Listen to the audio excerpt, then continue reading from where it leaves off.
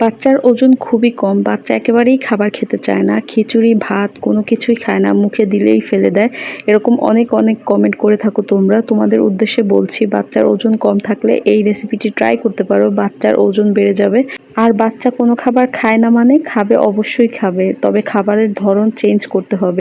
সবসময় তুমি যদি ওকে ভাত, খিচুড়ি এগুলো অফার করো ও কিন্তু খাবে না। কারণ এক ধরনের খাবার বাচ্চারা পছন্দ করে না। তোমার বাচ্চা যদি ভাত, খিচুড়ি, সবজি, তরকারি এগুলো পছন্দ না করে, তুমি অন্য এতে খাওয়ানোর চেষ্টা করবা। সবজিগুলোকে একটু সিদ্ধ করে ম্যাশ করে দিতে পারো কোনো খাবারের সাথে মিক্স করে, যেমন মাছ সিদ্ধ করে মাছের সাথে, ডিমের সাথে।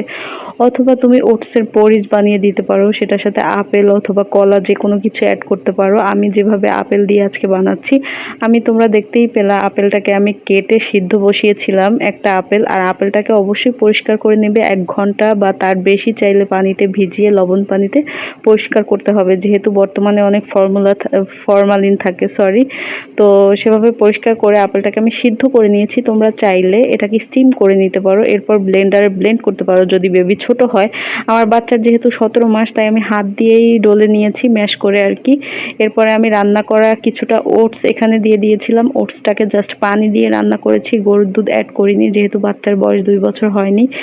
আর এরপরে ফর্মুলা মিল্ক মিক্স করে আমি খেতে দিয়েছি। ফর্মুলা মিল্কটা পানি দিয়ে আগে মিশিয়ে নিতে হবে, পরিমাণ মতো পানি। তা না হলে কিন্তু পুষ্টির কোনো একটা পুষ্টিগুণের সমস্যা হতে পারে। তাই অবশ্যই ফর্মুলা মিল্ক খাবারে মেশানোর আগে অবশ্যই চামচে যে পরিমাণ থাকে সেই পরিমাণে যতটুকু পানি ইউজ করতে হয় ততটুকু পানি দিয়ে মিশিয়ে তারপর খাবারে ইউজ করা উচিত। এই খাবারটি খুবই উপকারী। ধন্যবাদ।